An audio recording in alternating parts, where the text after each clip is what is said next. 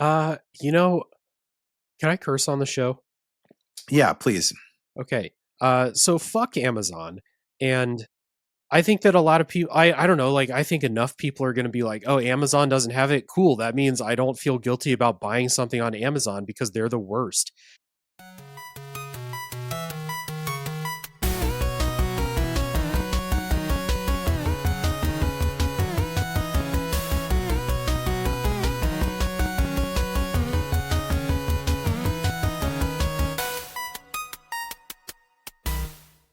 Hello, everyone. Happy Tuesday. I'm Jeremy, and I would like to welcome you back to GG Everybody, your ultimate pop culture podcast where we hit start on all things geek. From video games and comic books to tabletop RPGs, tech trends, and beyond, we're here to level up your fandom. Whether you're a console warrior, a dungeon master, or you're just someone who loves diving deep into geek culture, we've got something for you. Each episode, we tackle the biggest topics, hot takes, and hidden gems across your favorite fandoms. So grab your dice, charge your controllers, and get ready to geek out. I, unfortunately, am running things solo. Well, we have our guest, which I'll introduce here in a second, but Alan, unfortunately, is not able to join us. Curse you, unexpected power outages. So he will not be able to join. However, I am joined by very exciting guest today, Dave Jackson from Tales the Backlog. Dave, hello. How are you doing today? Hey, thanks for having me on. It's good to meet you and good to chat with you. Looking forward to getting into it. Yeah, absolutely. So we like to take an opportunity to bring on different folks. You know, we've had like comic artists come on, we've had other gaming folks come on, we've had Mike Drucker and Aiden Moore and all kinds of cool people come on. So you're joining that short list of cool folks that we gotten to talk to. Um, and yeah, just would love to hear a bit more about your podcast for folks who aren't familiar with Tales from the Backlog. What is it that you talk about on that show? Yeah, I'm following in the footsteps of great podcast guests ahead of me. I listened to the episode with Aiden right before, and so yeah, Tales from the Backlog. For anyone who doesn't know, it's a weekly gaming deep dive review type show where usually I'm reviewing games from my backlog, and I do new releases too. But my kind of play schedule and release cadence, I'm never on like the cutting edge of like when the review embargo drops, even for new games. So it Yeah, is kind of like it is either games that are like, 2, 3, 4 years old, they start to get discounted, they give them out for free, stuff like that. Some retro games from time to time and some brand new games, but it's every week. And then the other thing about my show that I guess I'd like people to know off the top is every episode we do the deep dive treatment, but we go no spoilers for a while. So everyone can hmm listen to any episode, usually for about an hour or so before spoilers begin. And I like to do that because I am very like I want to experience things for the first time myself. So I don't right. want to be spoiled when I listen to someone's show about a game I'm interested in. So I, try to make the show that I would like to listen to. Yeah, no, absolutely. And you said like for the first hour or so, like how long are these episodes usually when you're digging into these backlog? Like are we Uh talking like Lord of the Rings, like Peter Jackson style, or we have had some Lord of the Rings extended edition type episodes. I would say the average is about right on 2 hours or so. And okay, I've had my Baldur's Gate 3 episode was 4.5 hours long, and I had to cut it into two podcasts. There's so much to mm, talk about in that game. right, So it is a show where like, yeah, it's a pretty long show, but if there's something that I feel like is worth talking about, I don't cut it for the sake of time. I will let the listeners make that decision for themselves. yeah, no, that's great. I mean, I think it's a liberty that's fun to take to be able to say like no, yeah, like I want to be able to talk about all these various topics, and if I need Yeah. to take 2 hours or 4 hours to talk about it, that's what I'm going to do. I love that. It's great. Yeah, it's pretty cool. And like and you do a podcast too, so like the value in having like really fun and interesting conversations with lots of different people. Like that's the other part of my show is I'm the only consistent person on the show and every episode is me with a different guest. Right. So how often would you be able to sit down for 2 hours and really dig into what makes a game special or unique or not with another person in any other context? Like it would never happen. Yeah, So yeah. it is really valuable to have that luxury to be able to have those talks. Yeah, no, absolutely, and it can obviously it'll vary on the guests that you have on as well, right? Because some Mhm. guests are gonna take a certain topic that you're talking about and like run away with it. And you're like, hey, you know what? Like, take the stage. I'll put the spotlight on you, and you can Yeah. chat about this apparently for 20, 30 minutes, and Mhm. just kind of let them run away with it. So there's definitely an X factor there when it comes to guests. Yeah, Um, for sure. what what gave you the idea of the backlog component, I guess? I mean, I think a lot of folks in the gaming space and digital journalism in general, right, they feel like they need to be not only on the cutting edge but like the bleeding edge, right? They need to be like Yeah. right there, right when things happen in the moment. I guess what sort of inspired you to be like, you know what, like I don't need to necessarily worry about that. I'm okay go digging in a little bit, and gave you that idea. Yeah, well, the first part is it's not my job, so my livelihood doesn't depend on getting as many clicks as I possibly can, which for if I were worried about that, perhaps I would try to be more on that bleeding edge, like you said. Like I do get review codes for games sometimes, but even then, Sure. I take my time and they don't come out for a while. So I think that's like there's no pressure on me to be on that. So I don't like create that pressure for myself. But really the reason I decided to do it this way is because the podcast that directly inspired mine when I was like thinking about what I wanted to do, two main podcasts I'll shout out, Watch Out for Fireballs and Kane and Rinse, two Mm, excellent kind of same type of thing, gaming criticism podcasts. They don't do that bleeding edge stuff either. And even before I started the show, I was still playing a bunch of games that were years old for the first time, and so no reason for me to put that pressure on myself. And shout out to everyone who does that. I mean, it's a lot of work and stress and pressure to stay on those things, and right. I don't need to, so I don't. Yeah. Yeah. And we were talking about that just before we started recording, right? Like when you have a sort of hobby space that you don't have to rely on necessarily to pay the bills, right? It's a different dynamic for sure. Hmm. Not having that pressure of, needing to get, the thousands of clicks and being in front of enough eyes to be able to land that next, advertising deal or whatever the case might be, right? Like it Yeah. gives us more of that creative freedom, arguably. Yeah, absolutely. And so I can, and be again, because I'm the only person, I can say like, I had a plan written out. I'm going to scrap that plan. I want to play something else right now. So I'm just going to do that. And it could be a game that's, 30 years old. It could be something that came out 6 months ago, just whatever I'm feeling, within reason, because I do rely on other people. So I do need to make actual plans and stick to them and stuff like that. But within reason, I can kind of adjust and be like, yeah, nothing new coming out this month that I'm super excited about. It's time to dig into all those other games that I've picked up along the way. And I have a lot of fun doing that. Yeah, yeah. Digging in a little, going back a little bit further, so the Wayback Machine a little bit further back. Mhm. What what's your history and background with gaming in general? Like, did has this been a hobby since you were a kid? Like, were you wearing the Mario costume and all that good stuff, like from a young age, or like is this something you picked up more as you got older and you had your own money to kind of get your own consoles and do your own thing? Like, when did that start, and how did that love for video games kind of grow? Yeah, I've always liked games. I always liked games as a hobby, even going back to when I was a little kid. I had a Game Gear, and so I played my Game Gear a lot. But I had a bunch of other things that I was really into as well. I played outside with the kids in my neighborhood. I was Mm, really into Power Rangers for a while, like little kid stuff. But it wasn't sure. all games There's a Power until Rangers fan out there that's like, "Wait a minute, it's not just yeah. little kid stuff." We're Right. sorry. Uh, well, like back then, I mean, when I primarily watched Power Rangers was when I was a kid and the Ivan Yeah, Ooze movie came out and everything like that. And it was awesome. And I had a yeah. Power Rangers game on my Game Gear and it was my favorite game because it was the Power Rangers. It was Power Rangers, of course, Yeah. yeah. And then, so I was born in '88. So I was 10 years old when Pokemon came out in the US.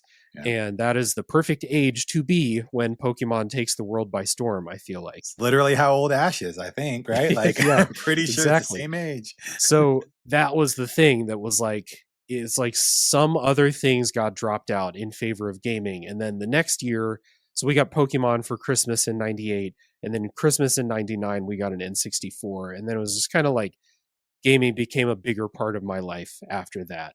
Yeah, So I liked video games before, and then Pokemon was the thing that was like you know, it was really hard to not be into Pokemon. But like, some people got really into it, and then when the fad kind of died away, they dropped off too. But not me. I kind of just stayed in it the whole time. Yeah, that's awesome. Admittedly, I actually missed the Pokemon train. Like I was, we're kind of contemporaries. I was born in '85, so Hmm. I had a few years on you, but not many. And so, but I never really got into Pokemon. Like I just totally missed all that. I was playing like Final Fantasy 7, like doing Chrono Hmm. Trigger, and like doing all that stuff. I was definitely like more in the RPG space, but I just never got into Pokemon. But it certainly was like the talk of every every playground, every middle school lunch break, all that stuff. So Yeah. I'm not surprised that that was sort of like the wave that sort of swept you up and kind of carried you on. Yeah, it was Um, cool too because, like, you mentioned Chrono Trigger and Final Fantasy 7, and in a lot of ways Pokemon was just my introduction to that genre because I right, I I love those kinds of RPGs. And not long after, probably a 5-year stretch where I only played Pokemon, like, not long after that I played Final Fantasy 6 on the Game Boy Advance, and then right, yeah. I love that game, and that kind of like just furthered my interest in that genre too. So I got there. It was just like Pokemon was the gateway for a lot of that. Yeah, no, absolutely, and I think that's a similar story. I've heard from others as well. Like it, it was what introduced you to those other mechanics and other games as well, which is awesome. Yeah. Um, awesome. So now setting the machine forward again. So coming back to Tales from the Backlog, if people were to, you know, if you were to recommend an episode from Ooh. your podcast, as a great, if you're like, hey, this is a great taster, this is a good kind of example of what you can expect from this podcast, and or one of your favorite episodes. Which episode would it be? That's really tough. At the time that we're talking here, I think we're on episode 162 or something Mm, like that. mhm. Numbered episodes are games, so 162 game episodes. And ooh, that's tough. We mentioned one of your very recent guests on this show, Aiden Mower. Aiden is my guest on an episode that's coming out on April 30th. Depending on when people are listening to this, April 30th should be soon, Yeah, or it'll be next week. past. Or They'll be listening yeah, to it on April 22nd. So yeah, yeah. there we go. So Aiden came on my show. We have an episode about Vagrant Story coming out, which is like Oh a yeah. yeah, it's like it's a game I think works really well with my format because like Vagrant Story is a really complicated game. There's tons of mechanics. It's not very well explained. There's a lot that you gotta kind of like wrap your head around, and then it has a really interesting story. And the story is not very like front and center like a lot of RPG stories are. And so it's a game that like really benefits from two people getting together and talking. And so that episode's going to be good. It's not out, so I feel like I have to give you one in the past. But Vagrant Story is going to be a cool one. And Yeah, then let's see here. I gotta check my recent list here. yeah, Um, yeah. you sprung the question on me. No worries. We can edit this in post. Yeah, I'll make it seem like you pulled one up real quick. it's the beauty of podcasting. Yeah, like I Indeed. always have it in my back pocket. Like what's the one? Um, Pretty recently I did an episode about, I'm looking at my list, there's a bunch of them. I did an episode about mouthwashing recently, which I thought was Oh yeah. a Yeah, good yeah. example of the kind of like story conversations I like to have on the shows. A lot of the games I have on my show are story focused. It's what I like in video games a lot of times. And my episode about mouthwashing has Ash Parrish, who's a journalist for The Verge. And she was my guest on the episode, and she was fantastic. I thought we had a great chat about that game. I mean, it's a really interesting game because it's one that like you can't spoil stuff about the story because that's part of like the enjoyment of playing that game is finding out what's going on. So that's a good example of like the format. The non-spoiler section in that episode's like 30 minutes long because there's not a lot to talk about before we get into the story breakdown. Then the Right, story was like an hour and a half almost because there's so much to discuss. right. So that's one in the past that I think I'd direct people to. If anyone played mouthwashing and just wants to hear a discussion about the story, or if you didn't and you want to like listen to people talk about it but not jump straight into spoilers, I feel like my show can do both. And Yeah. so it's a good example.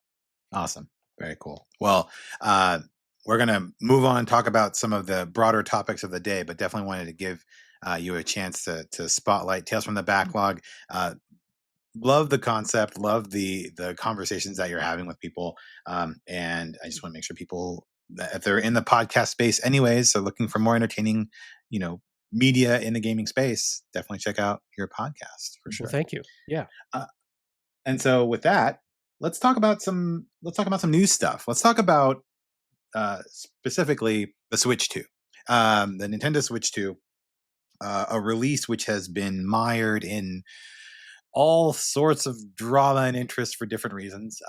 We had, of course, the uh, sort of drawn out lifespan, really, of the Switch in general. And I'm curious, actually, before we get into the Switch 2 news, like, first, your take on the Switch in general, right? Like, is this a Yeah. console that you've spent a lot of time on this generation, or do you find yourself playing other consoles more? And secondly, like, was the Switch's lifespan too long? Um, okay. So first question, my history with the Switch. I actually have in my like gaming history, I have like a 4-ish year gap where I moved overseas and my life just like changed a lot and I didn't play any video games for a long time. And Oh then wow. I like slow played I took my Wii U with me overseas and I like slow played Xenoblade Chronicles for like a year. And that's all. I just kind of like played it sometimes, and that's Hmm. all I played. And then I got a Switch in 2019 or something like that, and it Hmm. like totally revitalized my love for playing games, with all the indies and all of the games that I had missed during that time that I wasn't playing anything. So I played my Switch a lot. I love that system to death, Hmm. and growing up, I was really big into handhelds. Obviously Pokemon on the Game Boy, but like the Game Boy Advance was probably my favorite thing I owned, in addition to like my GameCube and stuff. And then I had a DS and I played that a ton. And I've always just loved handhelds. I've loved, go lay on the couch and play an RPG. Like I love that. And the Yeah. Switch is perfect for that stuff. So I played my Switch a ton. Um, I'm not sure that I believe that the Switch lifespan went on too long. But I did stop playing mine because I got a Steam Deck and things just ran better on the Steam Deck. Mm. And I still bought like some Nintendo stuff for the Switch, but the Switch used to be my indie machine, my Nintendo machine, my RPG machine, and then almost all of that moved over to Steam Deck Except because for the Nintendo part, right? except for the Yeah. Nintendo Except for the part, Nintendo right? machine. Yeah. And Nintendo hasn't put out a ton of stuff like in the last year or so that really interests me. Except I did play Mario Wonder, but like that's Yeah. about it, really. So I mean, if someone said they think the Switch went on a year too long, I don't think I would fight that. But Hmm. I still think that like the Switch is still doing its job for people out there. Just like I don't know, there's a lot of new games that come out that don't run super well on Switch. And it's like if it sucks if that's your only option, but if it's not your only option, just buy it Right. somewhere else. Like Yeah. what's other than like Pokemon and those Nintendo games that might not run super well. But that was a long-winded answer to your question, but I loved the original Switch. Still do. Yeah. Yeah. Yeah. No, no, that was a properly length answer, I would say. And it touched on all the major points there. And yeah, I think I'm in that camp, and I'm glad you won't fight me on it. I do think it went about a year too long. I think that's probably where my range is. And Alan and I have kind of argued about this in the past. Like, I believe that we'll get some sort of documentary in 3 to 5 years time, maybe a little bit longer, that the Switch 2 was supposed to come out last fall, Mm, and it got pushed for whatever reason. Like, whatever the reason was, it got pushed out because I yeah. just feel like, it definitely was time. It could have hit that holiday season, and it could have really done well, I think, um, last year. But we'll find out. I'm sure in time, or maybe we won't. Who knows? It's Nintendo. Yeah. Um, so but regardless, the Switch is sunsetting. We're getting all the kind of odd, weird titles that they're kind of putting in to fill in the gaps in these last couple of months, these last 6 months that we've gotten, and now we have the Switch 2 pre-order imminent, right? Now, what is a now you were out of games for a while. You got a Switch. Before that, what was a console that you recall pre-ordering? Like maybe a console that you bought with your own money that you got like on launch day. Do you have any like memories like that from your younger days in gaming?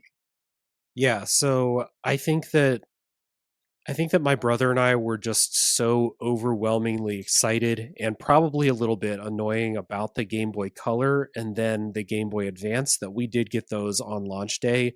Probably Nice. pre-ordered them, very possibly went to a midnight release, because I used to love going to midnight releases for stuff. Yeah. And then after that, I'm not sure that we got anything on release day. Like I got an Xbox 360. I don't think I got that on release day. I think I waited. Um, may have gotten a Wii U the day it came out because I was really excited about the new Smash Brothers game. I think that was a launch title for Wii U. And if Mhm. it's not, then I didn't get it on launch day. Yeah. But You're like, I got it whenever the Smash game came out. yeah, so Yeah.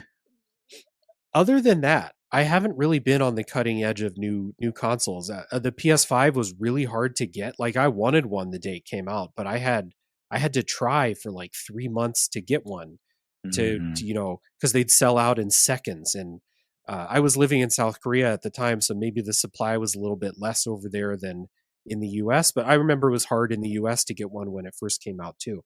So Yeah. there were no pre-orders for that, at least in my experience. So yeah, Game Boy Advance, Game Boy Color, Yeah. definitely pre-ordered launch day. Just because I was like 13 or something. It was like my parents were probably like, all right, fine, we'll take you to go get it if you'll shut up. Like, Yeah, and exactly. they in a nice way, but like little Yeah. kids when they want something, or at least me and my brother when we wanted something, we made it known. Yeah. Is your brother older or younger? He's younger. He's 4 Yeah. years younger than me. Okay. Oh, yeah. No, a 9 and a 13-year-old who wants something insufferable, I'm sure. Yeah. um, great. Yeah. So I don't know if I necessarily I got a PS5 actually. I did Mhm. get a launch day PS5 and it Nice. was tough, but as always, shout out to Wario 64, Oh homie. yeah. I had Yeah, posting the links and stuff, right? Like, yeah, I had Twitter notifications turned on yeah. back when it was actually Twitter for a Wario 64, and I just remember it popped up, and I don't think I've ever moved so fast in my life, like with my thumbs, like ever. And I got the analog version for the disc because analog forever. Mhm. And yeah, I got it done. I got it done, and I got the headset. I had the whole package for the PS5, like on launch Nice. day. I was very pleased with myself. That's awesome. So thanks Wario for that. Um, and then before that though, I hadn't really done pre-orders for consoles. I would get consoles very close to launch day or release. Like I remember going down and getting a PS3 when I was in college, and in Final Fantasy 13 at the time. Mhm. Um, and some other things, and other things like that. But like, it's not that I would, walk into the local GameStop or put the money down or go to the midnight releases for the consoles themselves. I'd been to some midnight releases for like Halo 2 or Halo 3 back in the day and that sort of thing. But the consoles, not so much. Um, but for the Switch 2, are you, Dave, going to enter into the arena that is trying to get a pre-order in for the Switch 2? Are you excited about the Switch 2, and are you going to want one on day one? Wouldn't it have been terrible if you invited me on for this episode and I was like, I don't care about the Switch 2. No, I'm I'm very excited for the Switch 2 and I will be trying to pre-order one. Now that we got like if it came out that they were like, oh, it's $700 now, I'd be like, oh, I don't think so. But Yeah, yeah. You're like, my Switch will have even a longer lifespan. yeah. Yeah, But now that they've kind of confirmed that the price isn't changing, I'm gonna try for sure. I'm gonna try. yeah. Yes, and so we have our pre-order date. When you're listening to this, it'll be the 22nd. The pre-order will be midnight Eastern time on the 24th, which would be 9 p.m. Wednesday the 23rd for us here on the Pacific Coast. Mhm. Um, and it'll be available at uh, GameStop, Target, Walmart, and Best Buy. Um, but there is a particular very large vendor that has been left out on the cold this time, left out in the cold this time, and that is Amazon. Um, so Wario won't be sharing Amazon links this time around, and the purported reasons. I mean, we don't have anything confirmed, of course, but the idea is that Amazon has broken Street Day, quite a Oh, few times mm, actually for Nintendo stuff. And so there have been instances of their products coming out before official release dates. And then also, there has been some rumbling about like how Amazon does the pricing and, their cut of their retail sales. Plus, the tariff drama is making it less appealing as a vendor for the launch. But um, I don't expect you to be the bastion or guardian of Amazon necessarily, Dave. But like, do you have any thoughts on the switch to not being available on Amazon? Do you think that that's going to have any bearing on people's desire or ability to get one? uh, you know, can I curse on the show? Yeah, please. Okay. So fuck Amazon. And Cool. I think that a lot of people, I don't know, like, I think enough people are going to be like, oh, Amazon doesn't have it. Cool. That means I don't feel guilty about buying something on Amazon because they're the worst. Yeah, And yeah, I mean, same for Target and same for Walmart. yeah. I don't know. Best Buy is probably terrible. They're all terrible, but They're all like, terrible. Yeah. it's, it's like, Again, I don't expect it. I don't expect us to like rush up to any leave the billion-dollar corporation alone, right? exactly. Yeah. No, It's nothing like like, that. It's just interesting. Yeah. yeah, so, like, I don't know if it may make it harder for people to get a Switch to pre-order because Amazon doesn't have it, or I don't know if that means there's less stock in the US or it's the more stock is spread out among the other places. I don't know how that works, but, Yeah. uh, I don't know, like, I'm kinda like, I still buy stuff on Amazon sometimes, and I don't feel good about it. Mhm. So this chance is this not being on Amazon is just for me like, all right, man, you're cool. You're in the clear for at least this one. I'm not going to try and buy it at Target because fuck Target. And I'm going Yeah. to not buy it at Walmart because fuck Walmart. So I guess Yes. Best Buy it is. And in before someone comes Best in, it's like, Buy actually, slash Best Buy is ruining yeah. people's lives too, man. I don't know. But We can't win. We can't win no, in today's there's no society. It's no ethical impossible. consumption, et But cetera, et cetera. yeah, et cetera, et cetera. Yeah. The pyramid, I think, yeah, I think it's that for me anyway, I think it's probably, you know, Best Buy would probably be the top and GameStop is like very close second. Like you could probably switch those out with very little difference in my mind. Oh, I But forgot about yeah. GameStop. Fuck GameStop too for well, for a lot of things, but I'm still mad that they were just like, "Yeah, we don't need Game Informer. We can just delete that. That's fine." And then they had to try to come back, or they're trying to come back, and then we're like, okay, but is it like actually Game Informer? And we have to worry about like AI, Yeah, since I stuff. mean, since meeting some people that work for Game Informer, but like did have like their entire lives pulled out from under them because of this thing from GameStop. I'm just like, there's a bunch of game stores in my city. I'm never going to GameStop again. I'll be okay. Yeah, So exactly. You're like, I'm I can not gonna order it from stay. Amazon. Oh, wait, Yeah. never mind. Yeah. That's the Uh, that's the rub. there Yeah. it is. Oh man. So yes, pre-orders Thursday 24th, aka Wednesday the 23rd, 9 p.m. Um, and I mean, one of the biggest challenges, right, in the current age, especially with online pre-orders, no matter what vendor you want to go through, is the bots and the reselling. Mhm. So there is, Nintendo did offer not a contingency, but they are offering a alternative priority pre-order system, which I am I think is really cool, but I also am a bit miffed at because Mhm. the basically so Nintendo's doing this thing where if you have been a Nintendo online member for like 12 months, and you put in like 50 hours of game time in the past year, you can express your interest to do a pre-order. And on May 9th, like 2 weeks after the actual like pre-order window, they may send you an email so that you have an opportunity to pre-order. Mhm. Um, that's the part that I'm annoyed by. I feel like if they were going to do a priority pre-order, they should be sorting those out first with whatever allotment they wanted to do with the prioritization, and then move it to the standard vendor. But like, as a Switch owner and player, do you have online? Do you have the online membership as well? Do you qualify for that program? I have had online the whole time. I honestly don't know if I've played 50 hours in the last year on my Switch. I'm in my head Really? like, Oh yeah, because you've been playing Steam Deck and other stuff. yeah, I Yeah, was yeah, like, I hope I played enough Octopath Traveler or something on my yes. Switch. But like they're in a tough spot. Like everyone who's trying to combat the scalpers and the bots and stuff, like it must be really hard to come up with ways to do it in a way that makes it so people can still actually like log in and buy your thing. So I'm kind of like, I think the part of that thing that I was most like miffed about was one of the other requirements for the Nintendo official pre-order thing is like you had to opt into their marketing emails, and I never opt into marketing emails. Oh So yeah, yeah. I was like, I read that and I was like, okay, they're probably not emailing me about pre-ordering. And like the timing of it, I agree.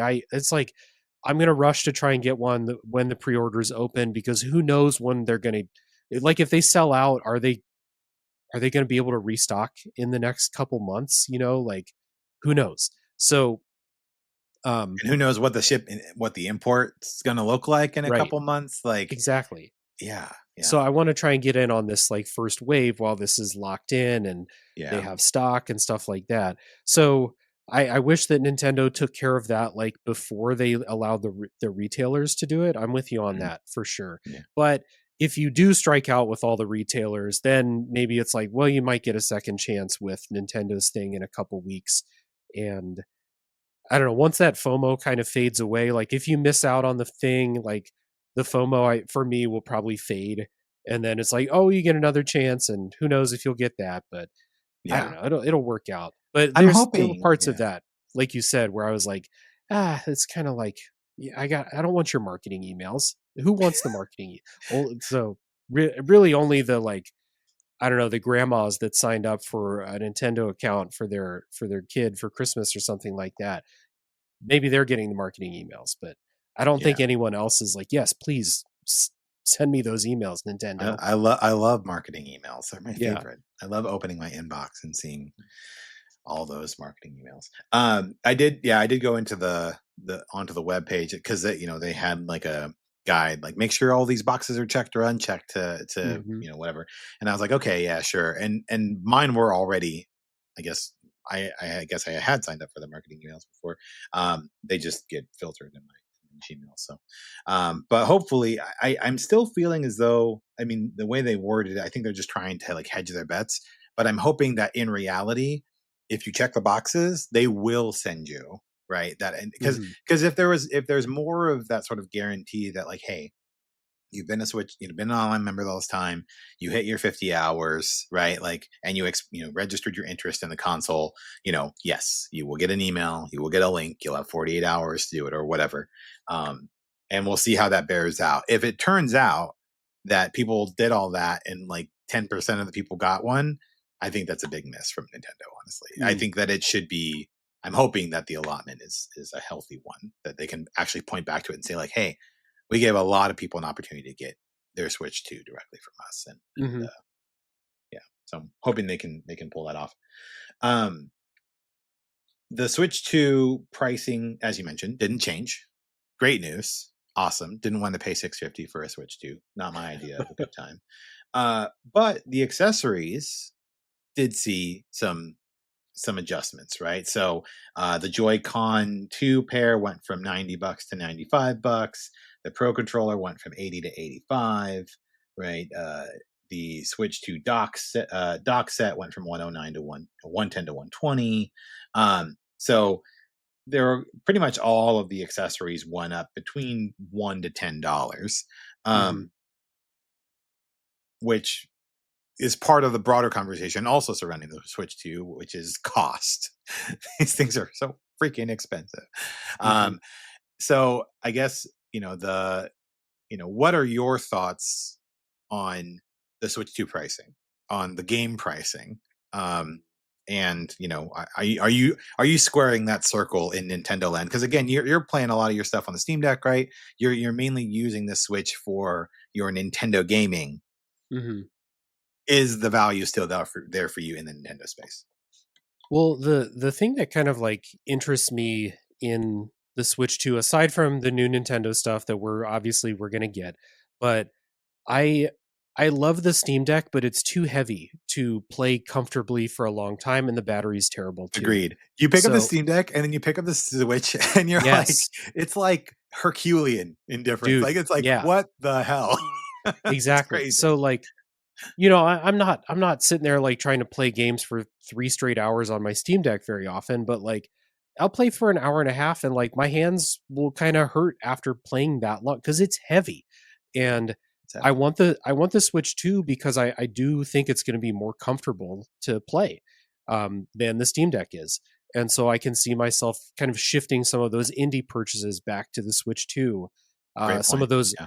RPGs over to the Switch 2, stuff like that. And so like I am interested beyond the Nintendo thing. The price, I don't know, man. I realize it's a privileged thing for me to say, but like, and like, not that I can afford to buy everything I want when I want it, but Sure. like, I just can't get worked up about the prices because I have literally zero control over the price. Nothing Right. I can do or say will ever affect the price. And so there are people who like I will read what they have to write about the pricing of games and of consoles and things like that. I just don't have an original thought about it. And I'm just like, the price is the price. I Yeah. either buy it or I don't, or I wait for a sale in a year or something like that. Yeah. So like I mean, it may sound callous to say that, but I can't control it. Therefore, I'm going to do my best not to get worked up about it because Right. what's my other choice here, you know? Yeah. I think maybe at a higher level, I mean, and maybe it's just like a kind of a duh question, right? But I think another way would be like, okay, if the game is $60, right? Like if Yeah. Donkey Kong is $60, would you buy it? Yes, no. Right now it's $80. Are you still buying it? Yes, no. Right? Like that. That's sort of and I think that's sort of what I'm curious about because I think I've always made the argument, when I was younger, I'm big on analog because I play games and then I sell them to buy the next game. Yep. Like I use my games as sort of like a cycle because I don't necessarily have shelves full of games. I'm not analog only because I like having a big shelf full of games and I collect them necessarily. I have them Mhm. because that's how I play and that's how I kind of keep the games rotating through my library. And so having more expensive games means that you're going to price out those folks like myself when I was younger and I didn't really have a ton of money, like that typically would be selling games to buy new games, like, or Yeah. they only have a certain amount every year from birthdays and Christmas and stuff. Now they're going from maybe 3 new games a year to 2 new games a year, right? Yeah. And so you're going to have a net loss in kind of the engagement in those spaces. Um, and so yeah, I guess bringing it back to the question, I know you have no control over the price, but Yeah. are you now thinking I'm less likely to buy some of these games because they're not $60 anymore? They're $80.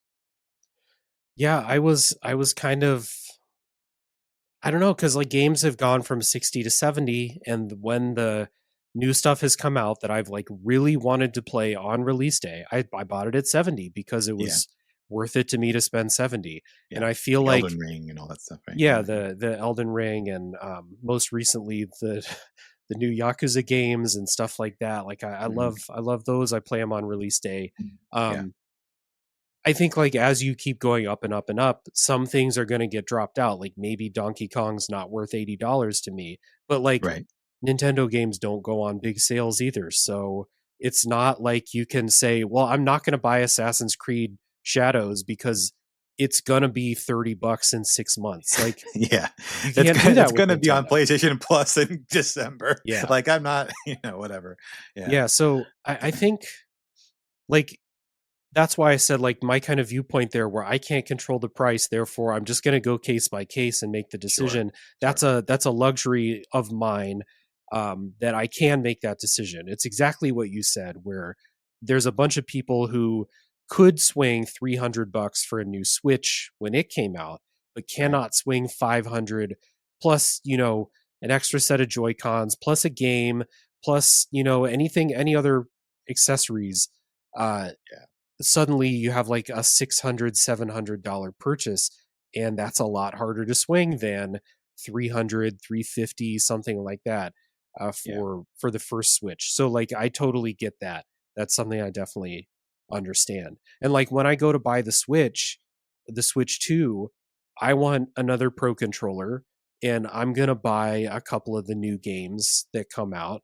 And so Mhm. that $500 It's or gonna turn into 450 or what, 7. it's Yeah. exactly, it's It's gonna gonna be turn into 700. 600. Yeah. Yeah. And, so I was thinking about, like, the accessories, and I was like, "Well, if I'm getting it all at once, the difference between me spending $580 versus $590, not that big a difference in the grand scheme of Sure. things."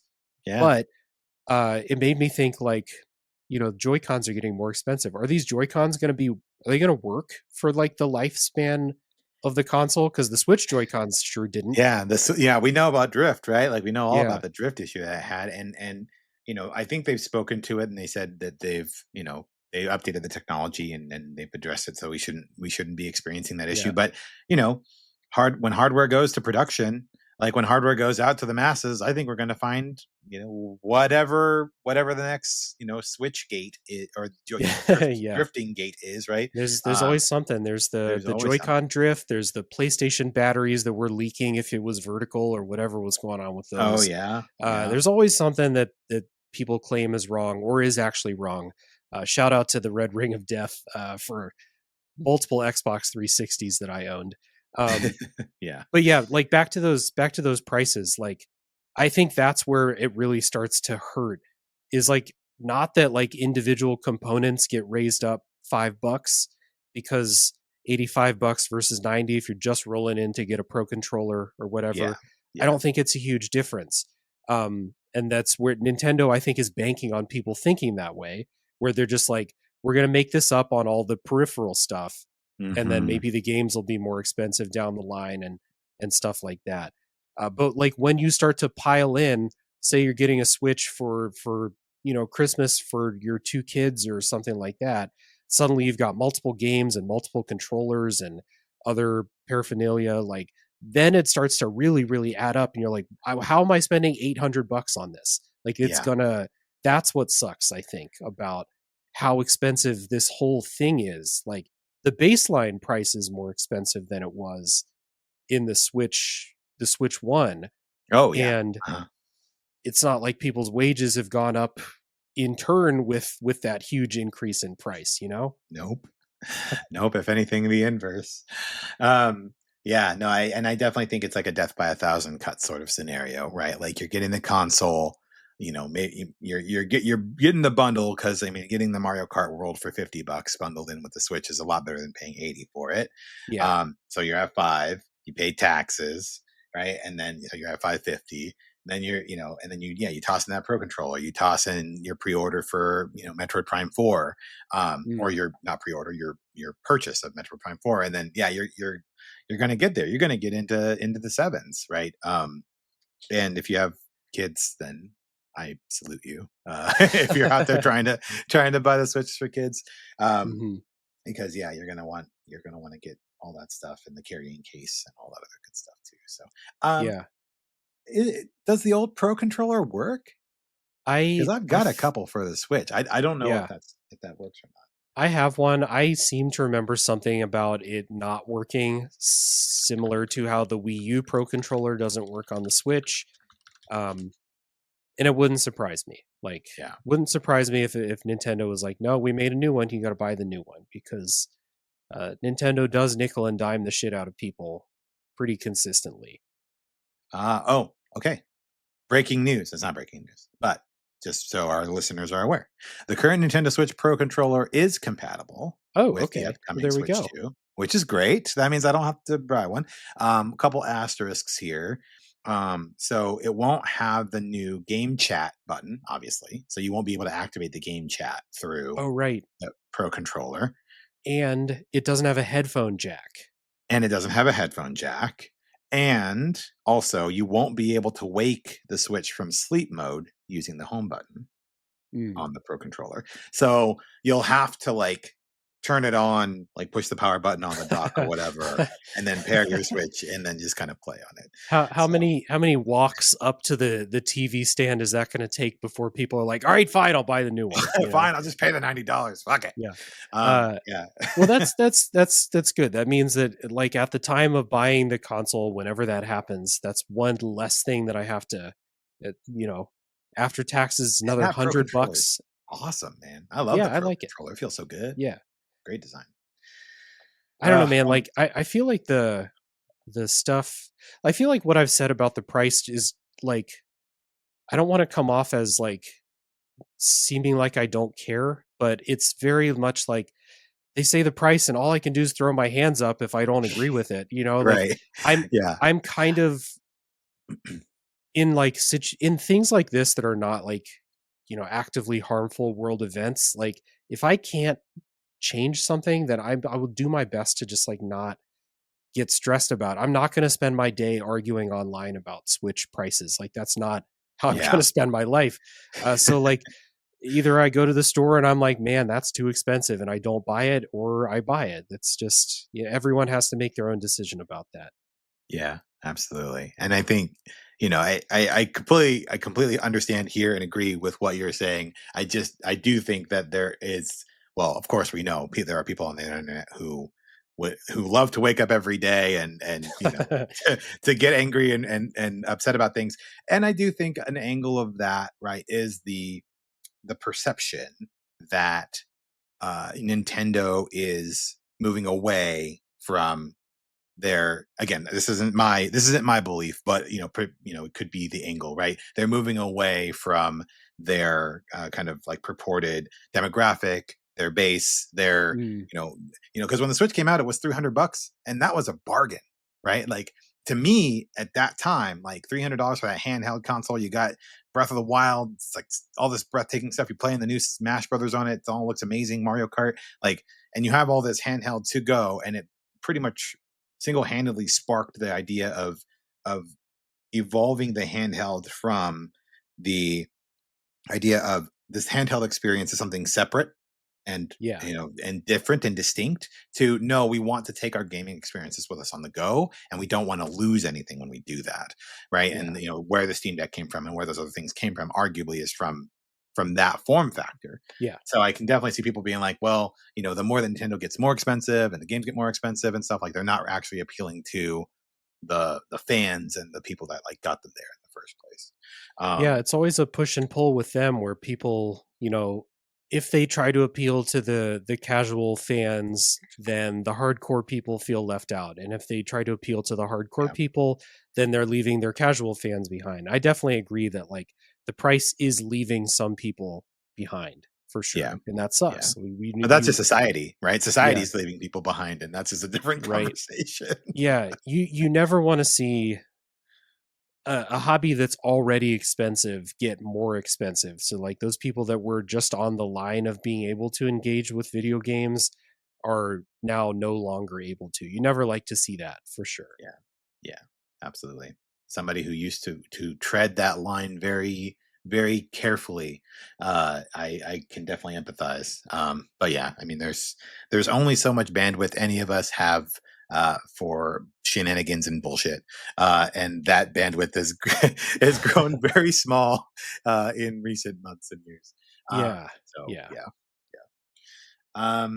Awesome. Well, that's pretty much mostly what I wanted to chat about today. Just we got the pre-order to look forward to, and I appreciate the opportunity to chat with you about you know what's to come for the Switch 2, what's to come for Tales from the Backlog. Anything else that you wanted to plug or any other shout outs here before we wrap up? Yeah, so yeah, like Tales from the Backlog is the podcast, and I also have a YouTube channel where I pretty infrequently, but sometimes I will make like an actual video. I've done a couple like preview videos at this point. One about Wanderstop, which just came out a couple last month. Came out new game from Davey Reedon and company, and a first impressions demo video from the Pathologic 3 demo. So if anyone out there loves Pathologic and wants to know what this new game is cooking up, it's really weird. I made a video about it. So like I have a YouTube channel, video podcasts on there. Sometimes I make a regular video, but that's what I do. And I used to have another show, but I don't do it anymore because two podcasts is too many. So I just have one now, and that's what I do. So people can find me on Tales from the Backlog, and just remember that every episode's no spoiler for a while. So whatever game you're interested in, any episode is fair game. You're safe. Awesome. Love it. Well, thank you again, Dave. Appreciate the conversation. And thanks again, listener, for tuning in. If you enjoy what you're hearing, if you enjoy the interviews that we've been doing and the stuff we've been talking about, feel free to leave a review wherever you're listening to this podcast. It helps us out, gets it in front of more eyes, and it makes me feel good. So that's always nice. Until next time, may your save points never be too far away. See you next time, everybody.